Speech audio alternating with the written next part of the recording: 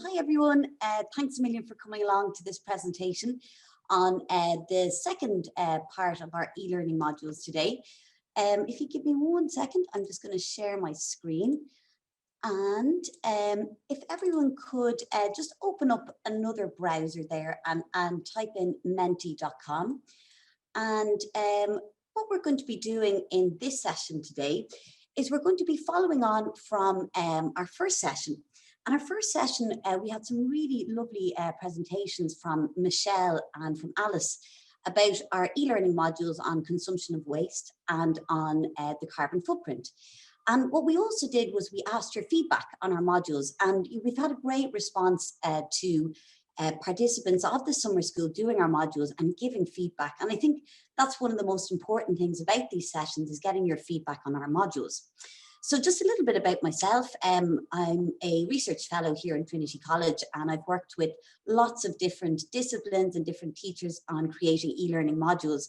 And my background is in computer science, and I love creating e-learning modules because you can be very creative and you learn a lot about lots of different disciplines. So what are we going to be doing today? For the plan for this session, we're going to start off talking a little bit about SDG4 quality education and how it relates to our own e-learning program. So SDG4 quality education ensures that there's inclusive and equitable quality education and promote lifelong learning for all. So I think in the case of Unieco, what we're really trying to do is promoting this lifelong learning scenario so that both staff and students can learn about sustainability at any stage during their learning life. Then we're going to go into a little bit about our learning design framework. So in order to create modules, you always have to have a framework behind this. So how do you design your modules? How do you put up your content? How can you make it interactive? How can you make it exciting for students?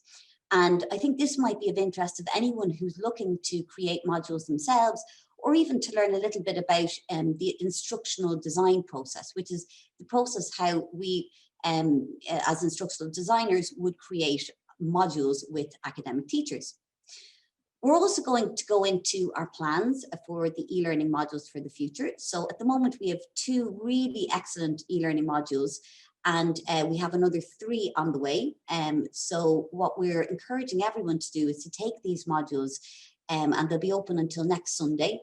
And then we'll be looking at your feedback, iterating, and then we'll have them ready to go again in the autumn. And then also in this session, we need you. So as we had in the previous session, I think Michelle also used the technology Mentimeter. We will be asking you for your feedback and to ask you some questions along the way. So if we all go to menti.com and use the code 2899681, and I'll give you just a minute to put that in. I think I've put it in the chat as well. Perfect. We have a heart, a like from somebody. So first of all, before we start anything, has anyone here done an e-learning or an online course before? Oh, we've got a no and a yes. I'll give you 30 seconds to put in some.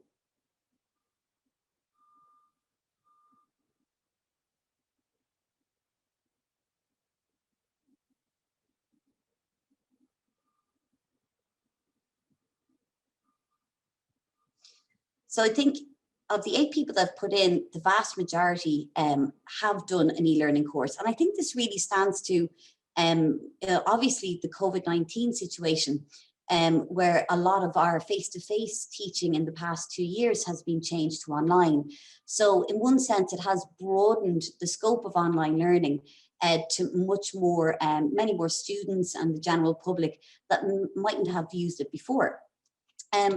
So if we think about learning about being sustainable, so basically what the premise of our e-learning modules are about, can anyone think, why do you think learning about sustainability is important for university staff and students? So we all know that sustainability is important to learn about in the context of maybe postgraduate courses or undergraduate courses.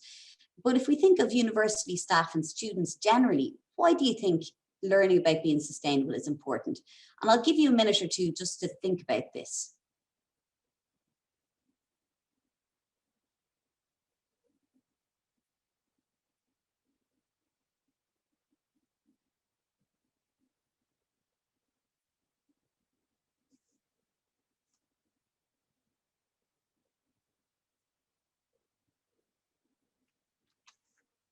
Lovely. So we can communicate and inspire further so that it stays in their minds when they're working, because it is life-changing to learn about something so important. Brilliant. Educating future problem solvers and giving them the required tools to do so. Oh, I love that. That's brilliant. So that staff can introduce sustainability in their teaching. Exactly, that's right. Students are the one who can work on them in their professional life, and university is the place for education. Yeah. Raising awareness, brilliant. And because they can see how to act in real operational things during education and managing education. That's exactly it. It's all about, you know, the practicalities of this as well. And I really like the way, oh yeah, we've another mention about staff. So staff need to think in terms of conservation and efficiency to reduce environmental footprints. Again, about communication so that knowledge is imparted. Very good.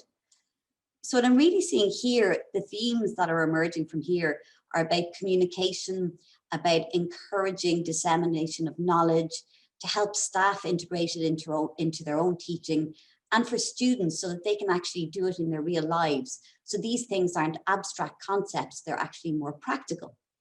And if we look at one of the concepts related to teaching about sustainability, it's one of the concepts is called education for sustainable development. And one of the important things about education for sustainable development is about behavioral change through education and the promotion of values, attitudes, and understanding. And I think for me, the word values is really important here. And when we teach about sustainability, it's all about sharing values, sharing attitudes, and changing understanding. And I took this quote from a journal article, which I'll share the link up now in a minute, from Development Education Review. And it summarized that a lot of the values that education for sustainable development, environmental education, and sustainability development are respect for yourself, respect for others, respect for the world we live in, and also respect for the planet. And I think when we looked at your answers there, you know, there's lots of, I think respect really emerges from a lot of those answers, that when we think about having to share information to others, about communicating, it's really facilitating this respect and facilitating a change in values and attitudes. So education for sustainable development, very briefly, I thought this was a nice graphic that goes into some detail on what exactly it is. And there are four main themes that would, I suppose, encompass the definition of education for sustainable development. Firstly, obviously, it's learning content. And it's about integrating sustainability into our teaching and learning. So this could be something, as we are doing at UNI-ECO, that's specific to sustainable, so things like consumption and waste. But it could also be integrating sustainability into other educational disciplines that traditionally they mightn't be as obvious. And we'll see in a couple of slides now how that can be shown. But we also have to think about pedagogy. So pedagogy is, I suppose, the theory of teaching and learning. And really, this sort of teaching should be interactive. It should be project-based and learner-centered. And again, it's one of the things that we did try and do in our modules to employ as much interactivity as possible. And education for sustainable development also really tries to ensure societal transformation. And really what this means is to try and achieve these sustainable development goals to build a more sustainable world. And then finally, it's all about learning outcomes. So many of you might have seen learning outcomes in module descriptors. So when you start off a module, you'll see at the start of the module, it'll say something like, by the end of this module, you will be able to, and then you might have 5 or 6 statements.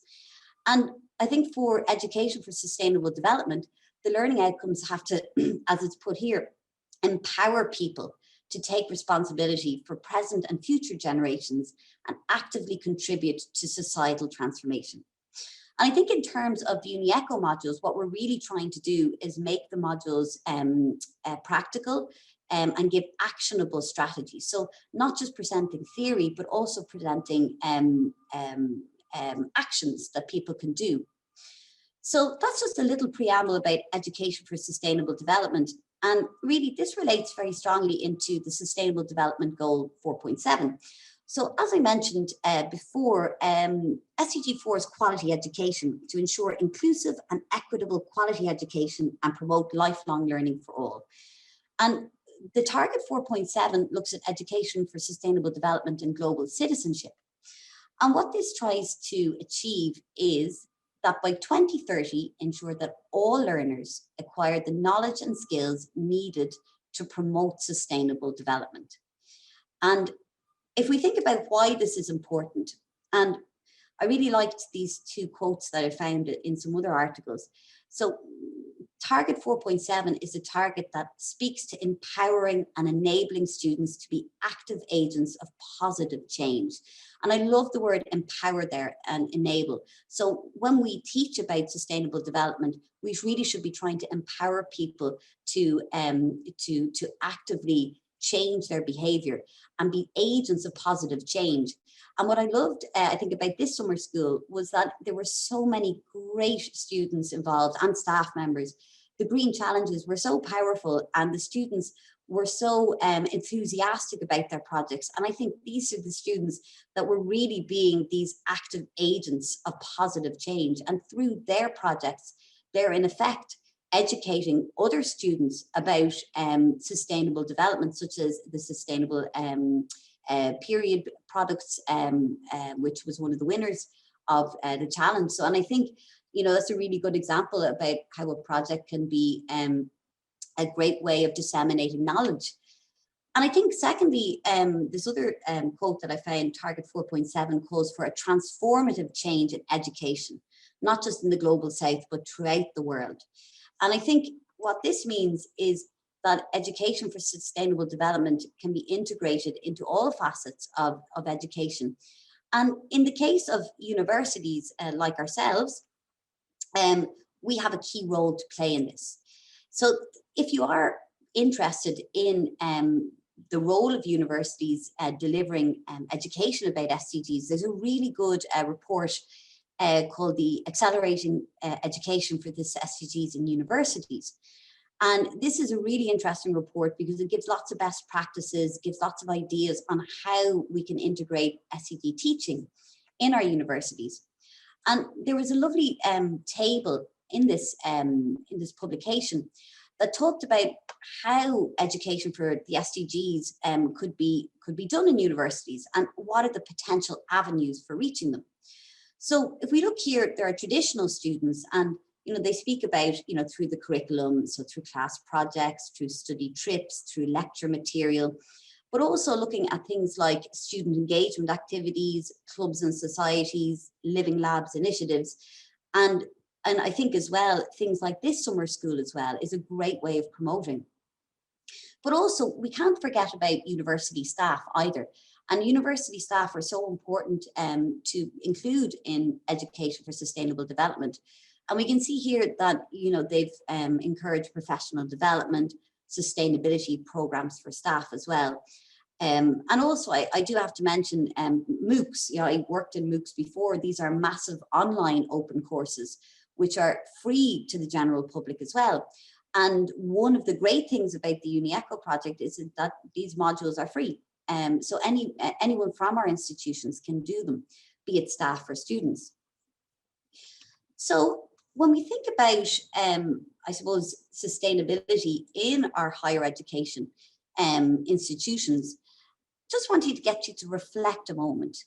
What percentage of higher education students report that sustainable development has been covered in detail by their course? So if you could think of all of the courses in your institution, so everything from economics, from medicine, philosophy, sociology, what percentage do you think they feel that it's been covered? And I'll give you a minute here just to have a think.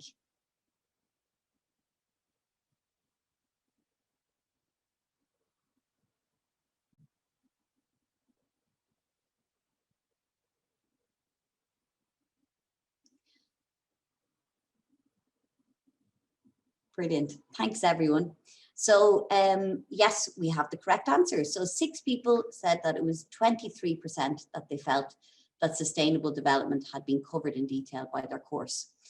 And I think what's really interesting about this, and I found a graph. Well, firstly, I suppose that it's quite a low percentage, and sustainable development can be integrated, I feel, in any course, because we look at this big crazy graph and it looks very arresting when you see it first, and it's very complicated. But what it does, it has the SDG education in the middle, and the yellow boxes indicate SDGs other than education.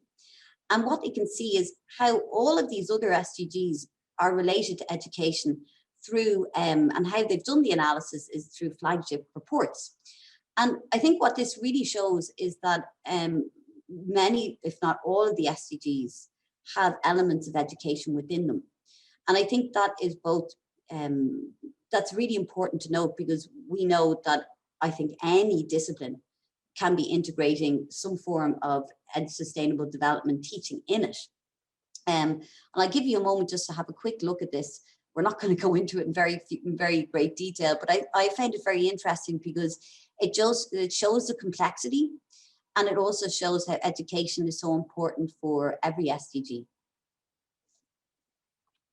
So we'll move on to our Unieco course. So this is a foundational course. So we started off, that's a foundational course. So there's no ECTSs as would postgraduate courses and undergraduate courses would have.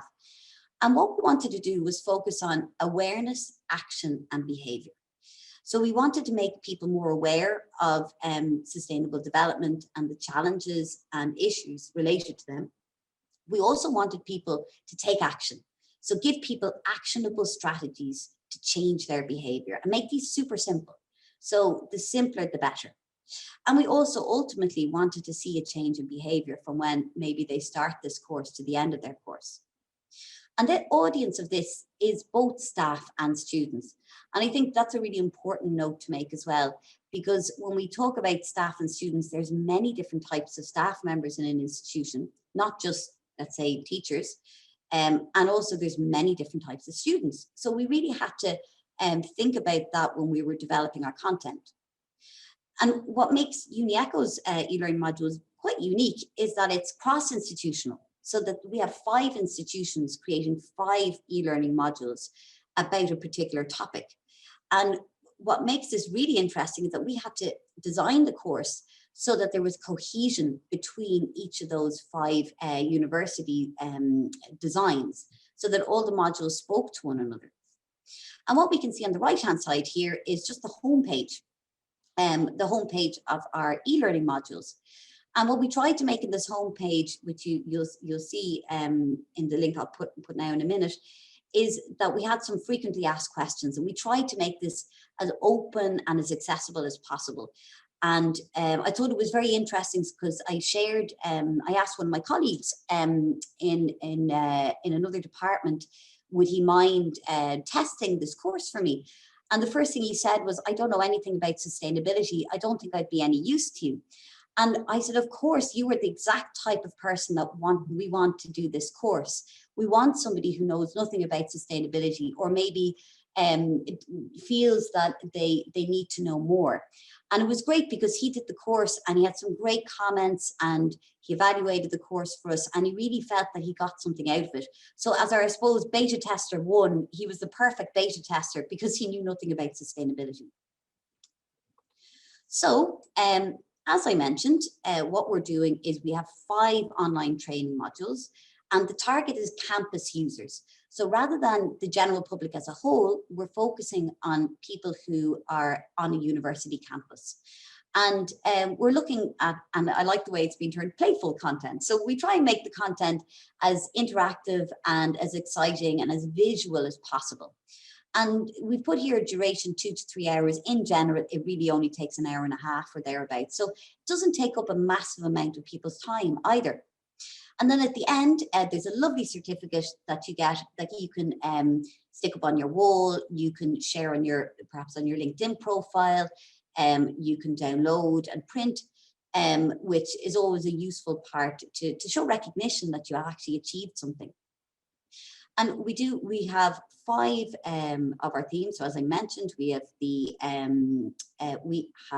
it's termed recycling here, but it's actually, we renamed it consumption and waste. We have the carbon footprint, and then we have water, the circular economy, and biodiversity. And at the moment, we have 2 modules up on the platform. So just to go back to our objectives, what the e-learning modules really speak to is awareness raising. And what we can see here, it's sharing information on the SDGs and supporting campus users to adopt eco-friendly habits at the university. And as I've said a couple of times already, this is about providing action, providing do's and don'ts, providing simple tools and simple activities for people to be able to do at their universities and at home. And how we decided on the themes of our e-learning modules was through our state of play analysis, or excellent state of play analysis survey that was done with, I think, about 5,000 respondents. I may be a little bit off there. And what they would like, the theme that they wanted to be prioritized by universities was education related to sustainable development goals. And also, I think, as Michelle mentioned in her presentation yesterday, that waste management was really high up there as well. So we decided that we were going to do a module on waste management in response to this state of play analysis. So how did we do it? How did we actually create these e-learning modules? So this could be of interest to somebody who's maybe thinking of doing something similar. Again, what's really important to note is that we had to do this across a couple of institutions. So usually when you create e-learning modules, it's departments within your own institution. So it might be people from different departments working together. It might be people in one department. But in this case, we are actually working with lots of different institutions. So first of all, we had to design a framework to align with our learning goals and what we wanted to achieve. We then had some module design workshops. So we brought everybody in together and had really good sessions talking about what we had to create, how we're going to create these items, and giving lots of best practices and tips and sharing knowledge between us all.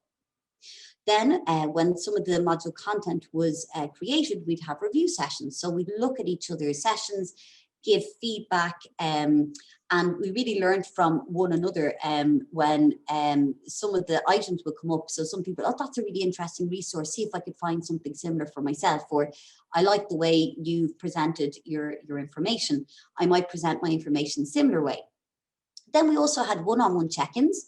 So I would chat with the different institutions about their content and give feedback. And I think what was lovely about this was that everyone was so responsive and open to learn and open to make changes and talk about their content together. But a really key part of this was to make sure there was cohesion so that everybody was doing the same thing, because we don't want to have 5 modules that are completely different, using different frameworks and methods and a different structure. So we created templates for each section. So this was really in a Google Drive. So creating this learning design framework, what we needed to think about. So we had to think about how we can change learner behavior, how we can increase awareness, action, but we also think about how to make it interactive and appealing. And also really key to, I think, a lot of these European Union projects is supporting each other and being really open to discussing different ideas, different best practices. And as I mentioned before, also thinking about our audience, staff and students of universities, and our topics that were generally derived from IO1. So based on these considerations, we created a learning design framework. Now this may look, it looks a bit ugly. It's not the nicest graphics in the world, but what we can see on the left here is that Trinity developed the module and unit design structure, and then each of our institutions are creating one module, and in each of these modules we have a unit A and a unit B. So for example, in module 1 we'd have a module summary, so we always give an introduction to who's teaching, and we always give our learning objectives. These are sort of basic tools just to show the learners who we are and what this module is all about. Then in unit 1, we would give an introduction video. So we would have one of our teachers introducing themselves in the course. We'd have a self-assessment questionnaire. And then in Unit 2, we would have 4 sections: a prepare section, a study section, an action section, and a quiz section. So I'm going to go into these in a little bit more detail. So what do they look like? So I've given, I hope Michelle doesn't mind, I got a screen grab of her doing her thing on the introduction video. And what this is, very short, 3-minute videos finding out what you're going to be learning. You can access, you can download the subtitles. And the purpose of this is really to engage students with the teacher, so they actually see a face behind the teaching. In an online environment, it can be very difficult to make that connection, but something like this is a simple tool to be able to attempt to do this. Then we'd have a check your knowledge quiz. So what we tried to do here was really give an introduction to the topics that the learners will be doing in the module itself. And these were very simple questions at entry level. So pretty much anyone could answer them. You didn't have to have any knowledge really of sustainability or any knowledge of climate change, mainly because what we provided was, be it a right answer or a wrong answer, we provided more resources and feedback. So what this meant, we just didn't say incorrect, move on. It was incorrect, this is why it's incorrect, and here is some resources that you can find out a little bit more. And I think what this did, it really encouraged reflection in the learners as well. So rather than just providing yes or no answers, it's providing an answer and then supporting it with more information. And I think as well, like providing links motivates learners as well to seek out knowledge themselves and seek out more information. And for the Check Your Knowledge quiz, we had 10 questions. So after they've watched the introduction video and the Check Your Knowledge quiz, actually, I've just got an example of one of Michelle's questions. So this is an example of one of the Check Your Knowledge questions. Which country was the European Union's top producer of plastic waste in 2016? So can anybody, I'll give you 30 seconds to see if you can answer this question. Michelle, you're not allowed to answer because you know the answer already.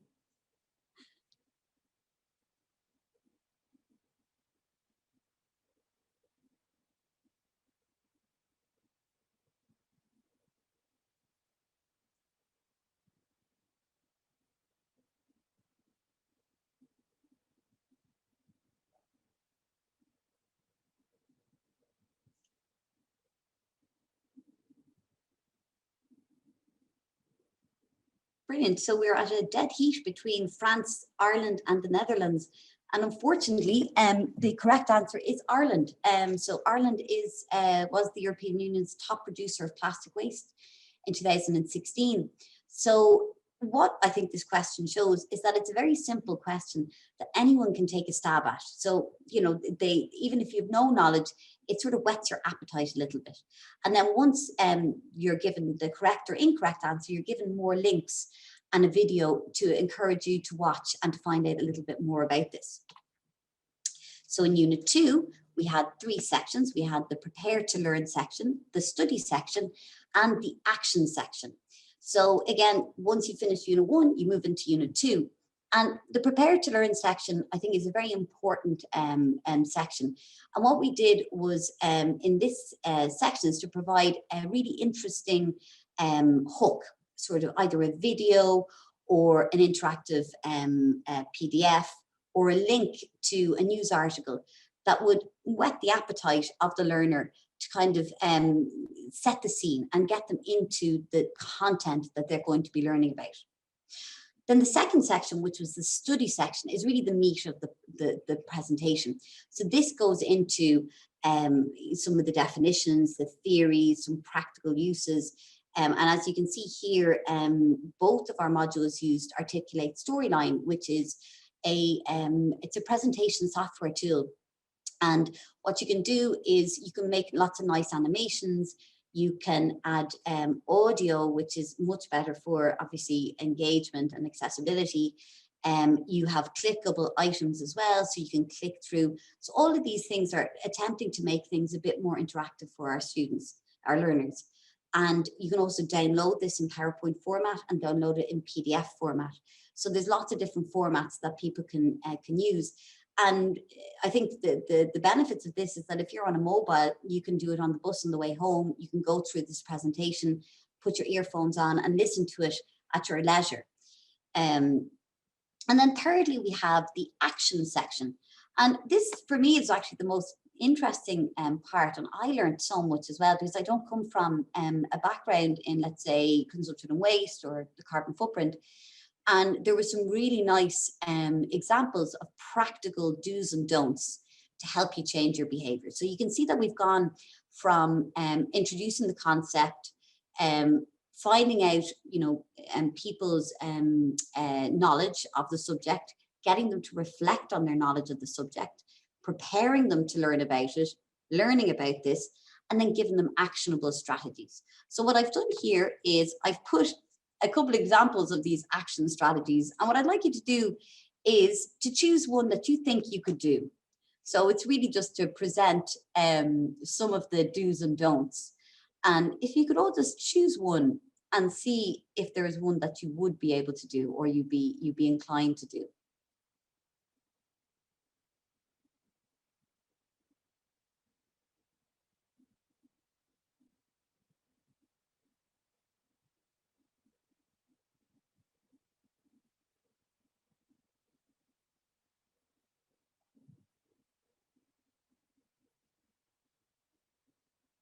So we have 2 for check-in with family, neighbours, friends to see if you can establish a tool sharing or household equipment library.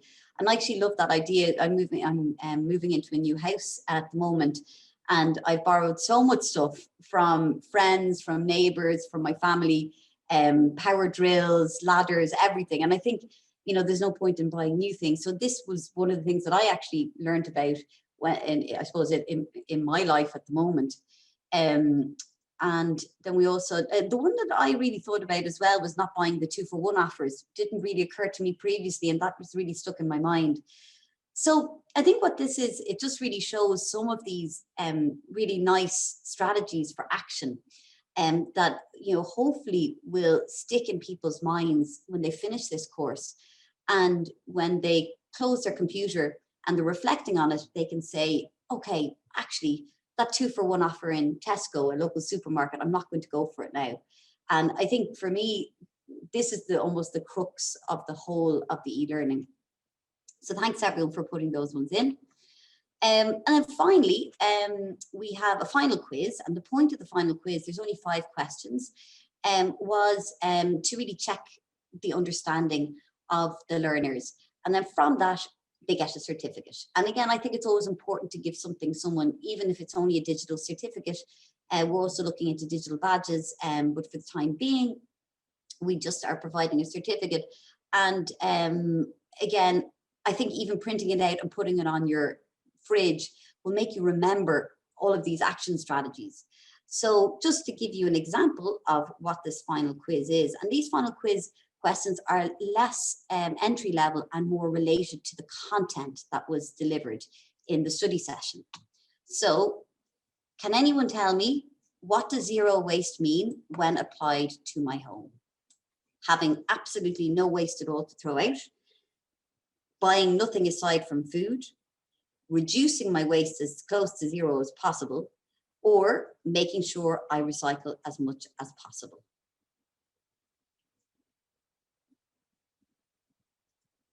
I see we have some experts in the room today. And funny enough, when I was looking over this, I did not know this myself. And so I learned so much from this.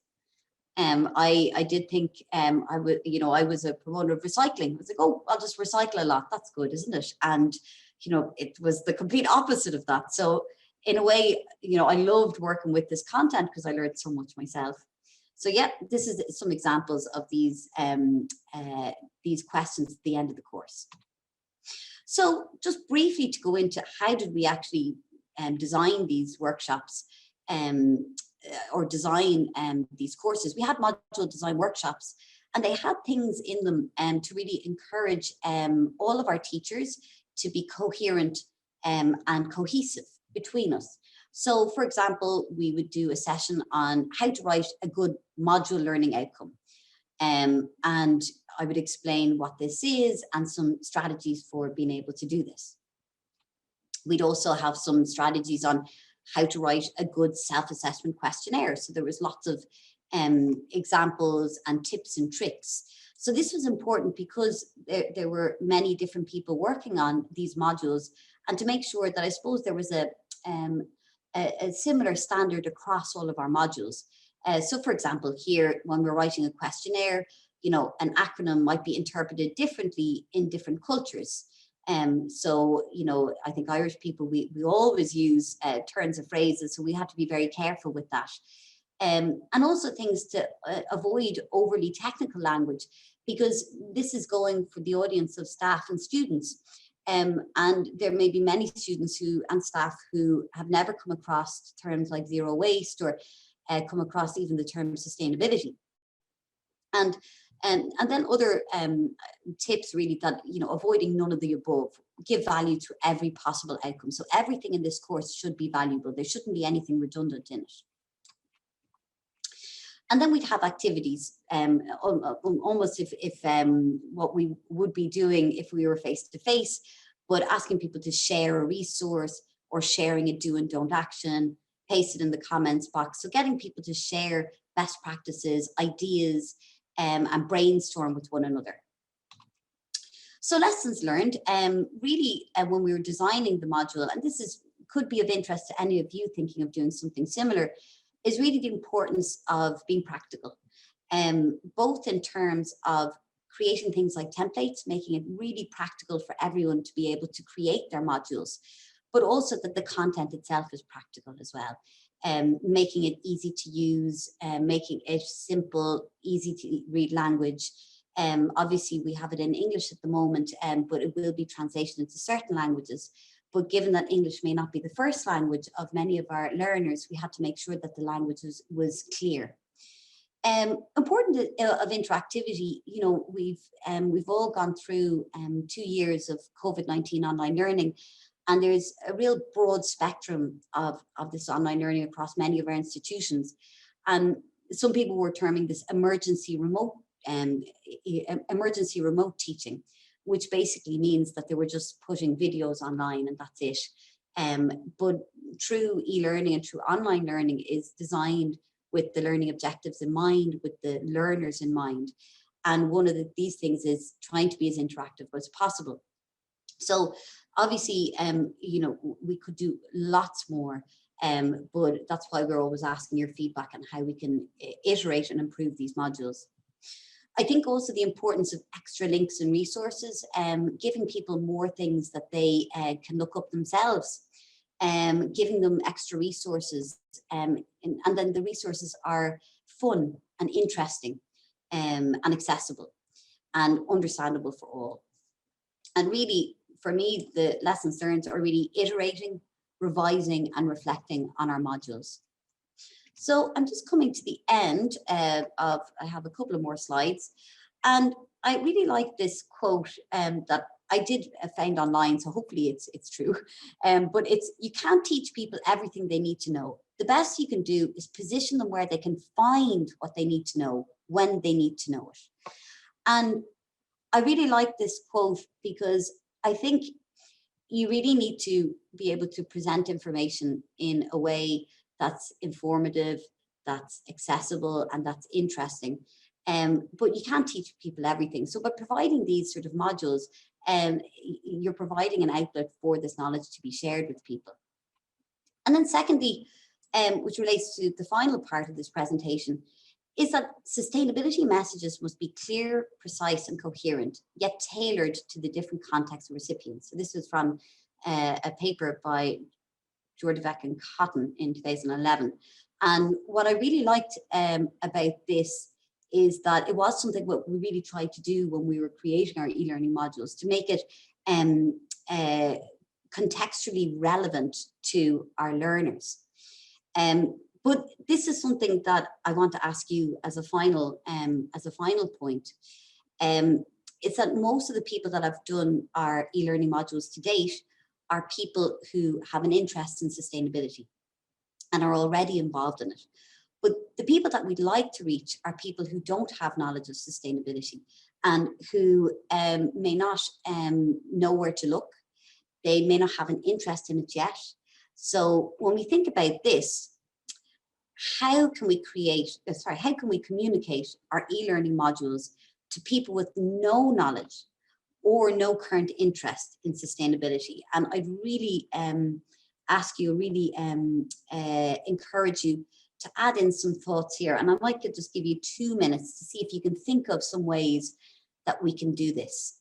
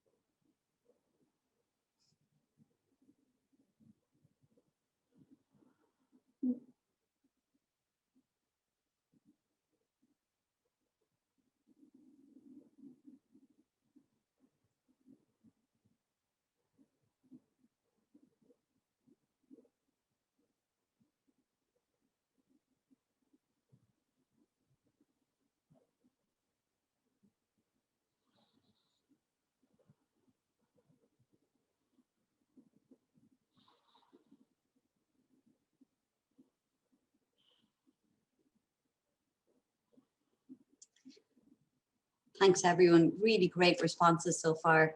And again, this will be open to you to complete afterwards if you do have some further ideas.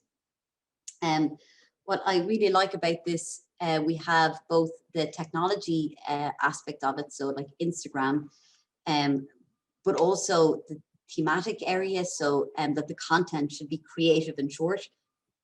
I'm a big proponent of short content and short and creative content that's interesting to people, that's visual. And I love the way somebody said through art. I love that, because you're right. I think you have to explore all different avenues. And I like the way that we've also spoken about, I think 2 people talked about partner universities and partnerships. I think there's a great way of doing it as well, how we could promote these e-learning modules, not just in our own universities, but throughout, I suppose, other universities. We have social media, incentives. Incentives is a very good one as well. I know that I think Montpellier are going to ask any student that is going on mobility that they have to do their carbon footprint course. So in a way, that's a way of encouraging students to do these things, to do these modules. And I'm just looking for, yeah, and to make sure that's accessible as well, to make sure it's as accessible as possible. And I think that's one of the things I'd like to do to run over these modules again, is to ensure that they're fully accessible to everyone. Okay, so finally, our plans are refining the e-learning modules. So at the end of each of our modules, we have a survey at the end of them, and we have about 10 questions and asking people, what did you like? What did you not like? Did you learn anything? Did you change your behavior? What would you have liked to see? What would you have liked to have seen? And then also the input. So we got some great input in the first session, and your input about communication, we'll be using that as well. So the modules are going to be open until Sunday, and we encourage people to do them if they have a chance. I know the weather's so good, it's almost the worst time of the year to be doing an e-learning module, but if you have an hour and you'd like to have a look at the great work that's being done by our partner universities, I really encourage you to do it. I really enjoy doing them myself. And so we have 2 of our modules. We have our carbon footprint and our consumption waste modules, and that's in this phase. And then we have 3 really exciting modules coming up in the second phase, and they'll be looked at in the summer school next year on the circular economy, biodiversity, and on water. So that's another link to our e-learning modules, and I'd really encourage you to go and have a look. So what I might do now is I might just stop sharing my screen, and I'll just open up to any questions. I'm not sure Paul is there. Yes, here, Silvia. Thank you so much. It was a great journey through the modules and the things. I've just added some of the links to the resources that for further reading that might be of interest, in particular to do with education and sustainable development and SDG 4, which is a really fascinating area, you know, and I know that big graph was a bit arresting and it's very messy, but it really shows the links between education and so many more of our disciplines. And sorry, I didn't introduce you fully, Silvia, but just to remind people that you're a specialist in education innovation and particularly online learning. So, you know, the project is really benefiting from your expertise in that. Thanks, Paula. Yeah, I know it's been great. It's great to work with this topic in particular, and I love working with people from different institutions as well, because you do get different perspectives on things. And I think interinstitutional development is something that our institutions should do more of. I think we should work with other institutions because you learn so much from. I work in another project, and which is more focused, I suppose, on teaching and learning, and just simple ideas come up and, oh, I've done that. Oh yeah, that sounds great. And I think that's what we've learned here in the summer school with the best practices as well. That's the Charm EU project, just to mention it because people might have heard of it. Yeah, obviously, because it involves the same partners as Unieco. And Victoria has made a comment that she thinks that more and more important to have interactive education, not only texts and lectures. And absolutely, Victoria. And I hope that if the pandemic has nudged us, to use that lovely term, nudged us in any positive direction, it has certainly been to be more innovative and be more creative because of the necessity of the transition we had to make there. And hopefully when we make the transition back, we can use the benefits, the advantages of the person-to-person contact that we can have with our students, which is so important, as well as the benefits of what can be better and more effectively taught online. Exactly. So Mary says, when you mentioned staff of uni, expand out to non-academic. Yep. Be the change you want to see in the world. Absolutely, Mary. I mean, and that's one of the core elements of Unieco, is that it's treating all of the universities as communities that are made up of students, academic staff, and professional staff, and we live together as one community and one, I suppose, big ecosystem, if you want to use that word. So absolutely, I think that's such a core part of Unieco. And Oscar says, awesome work, congratulations. When is it planned to activate each of the 3 modules that are still under construction? I don't know if you'd be pinned down on an exact date. We'll definitely be ready for next year's summer school. So really what we're doing now is getting all the evaluations, getting all the feedback, making any improvements to our learning design framework, to our content. And then we have a 3rd module, which is almost there. But what we'll probably do is release the 3 modules in phase 2. But hopefully by the end of 2022, if I'm correct, we should have all of the e-learning modules up there, freely available for people to use whenever they want. Yeah, fantastic. Okay, we're slightly ahead of time. I think, as Justine put it earlier, it's never a problem to have a little break. So maybe we'll have a little break.